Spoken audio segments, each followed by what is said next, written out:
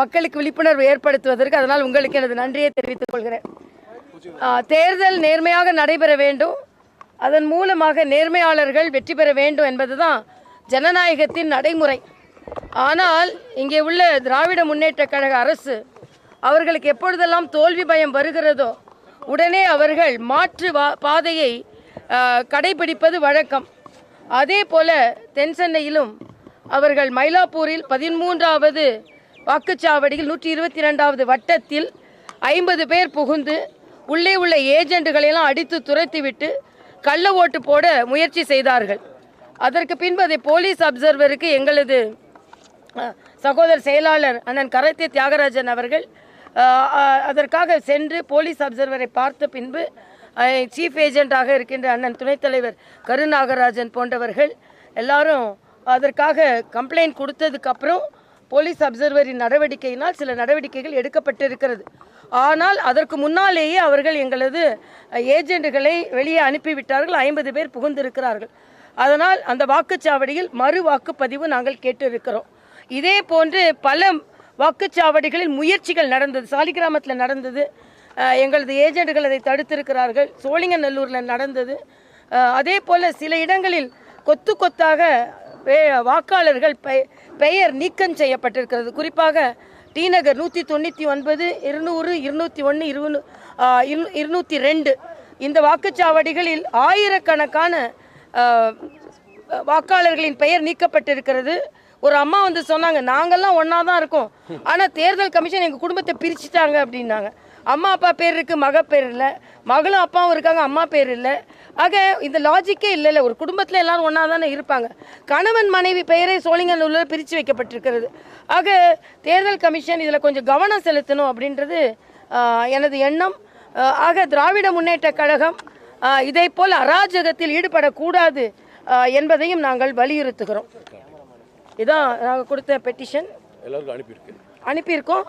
அதே மாதிரி தேர்தல் ஆணையத்திற்கு இன்னொரு வேண்டுகோள், வெள்ளிக்கிழமை தேர்தல் வைக்கிறாங்க. எல்லாரும் மனித இயல்பு தான், கூட 2 நாள் லீவு வருது அப்படின்னு வாக்கு சதவீதம் குறைந்து விடுகிறது. இதை ஒரு விடுமுறையாக எடுத்துக்கொள்கிறார்கள். வாக்களிக்க வேண்டும் என்ற விதிமுறையை மாறி அது விடுமுறையாக மாற்றப்பட்டு விடுகிறது. அதனால் நான் ஏற்கனவே ஒரு முறை தேசிய வாக்காளர் தினத்தன்று ஆளுநராக இருக்கும்போது நான் பேசினேன், வெள்ளிக்கிழமையும் திங்கக்கிழமையும் தயவு செய்து தேர்தல் நாளை நீங்கள் ஃபிக்ஸ் செய்யாதுங்க அப்படின்னு. ஏன்னா திங்கக்கிழமைனா சனி ஞாயிறு திங்கள் லீவ் எடுத்துகிட்டு போயிடுறாங்க, வெள்ளிக்கிழமைனா வெள்ளி சனி ஞாயிறு லீவ் எடுத்துகிட்டு போயிடுறாங்க. அதனால் நடுவில் புதனாவது வியாழனாவது வைப்பது நல்லது அப்படின்னு நான் ஒரு கோரிக்கை வைத்து அதை பரிசீலித்தால் நல்லதுன்னு நான் நினைக்கிறேன். அதே மாதிரி 100% வாக்குக்கு விளம்பரம் பண்ணுகிறார்கள். கோடிக்கணக்கில் அதற்கு செலவிட்டு இருக்கிறார்கள். ஆனால் அதற்கு எந்தவித பயனும் இல்லை என்பதை சென்னை போன்ற வாக்குப்பதிவுகள் நமக்கு காண்பிக்கிறது. இப்படி கோடிக்கணக்கில் மக்களுக்கு புரிந்து கொள்ளாத அளவிற்கு அவர்கள் செலவு செய்வதை விட மக்களுக்கான வாக்குகள் இருக்கிறதா என்று மறுபடியும் சென்று பார்த்து அவர்கள் இப்போ நம்ம வாக்களிக்கணும் 100%ன்னு விளம்பரம் செய்கிறோம்.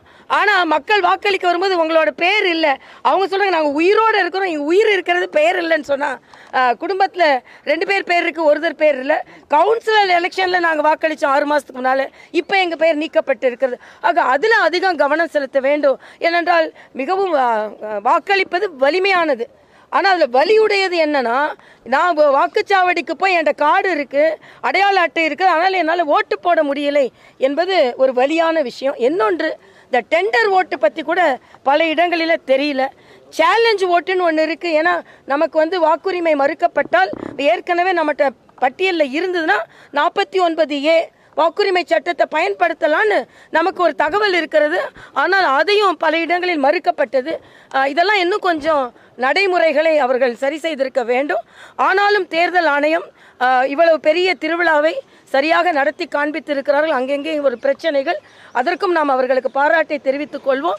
ஏனென்றால் இவ்வளவு பெரிய ஒரு மாநிலத்தில் சுமூகமாக எந்தவித அசம்பாவித சம்பவமும் இல்லாமல் தேர்தல் நடைபெற்றிருக்கிறது. ஆனால் தேர்தல் ஆணையம் இன்னும் பொதுமக்களிடமிருந்து கோரிக்கை வந்தால் அது வாக்குச்சீட்டில் இருப்பதாக இருக்கட்டும், அவர்களுக்கு வாக்குரிமை மறுப்பதாக இருக்கட்டும், உடனே நடவடிக்கை எடுத்தால் நன்றாக இருக்கும் என்பது எனது கருத்து. நேற்று அந்த பிரச்சனை நடந்துச்சு ஆழ்வார்பேட்டையில் 13வது வாக்குச்சாவடியில். அதில் பார்த்தீங்கன்னா கடைசியில் வந்த திமுக எம்எல்ஏ வேலு என்ன சொல்லியிருக்காங்கன்னா, பாஜக காரங்க தான் ஜாதியை சொல்லி ஃபஸ்ட்டு திட்டினாங்க, அதனால தான் லோக்கல் மக்கள்லாம் சண்டைக்கு வந்தாங்க, அவங்க தான் பிரச்சனை தோக்க போகிறாங்கிற பயத்தில் அப்படி ஒரு பிரச்சனை ஏற்படுத்தினாங்க.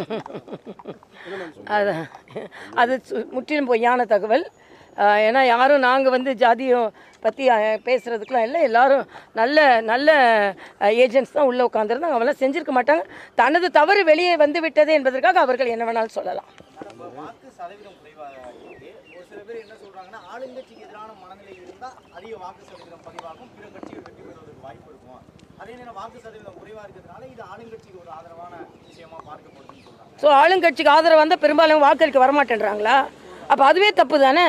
நீங்கள் எங்களுக்கு அதை பற்றி கவலை இல்லைன்னு சொல்ல, அதெல்லாம் தப்பு. என்னமோ நீங்கள் இப்போ முடிவுகளை சொல்லிக்கிற மாதிரி. ஒட்டுமொத்தமாக வாக்கு சதவீதம் குறைவது என்பது அனைவரும் கவலை அளிக்கக்கூடியதான். இதில் ஏதோ ஆளுங்கட்சி மகிழ்ச்சி அடையக்கூடியதெல்லாம் ஒன்றும் இல்லை.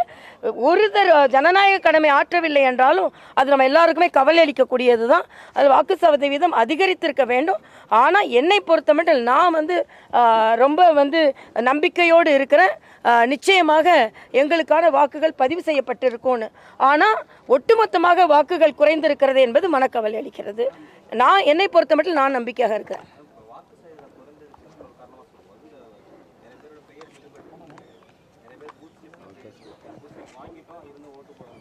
இல்லை, அதுதான் ஏற்கனவே சொல்லிட்டேன் இல்லை, அதுவும் காரணம், விடுமுறையும் ஒரு காரணம்.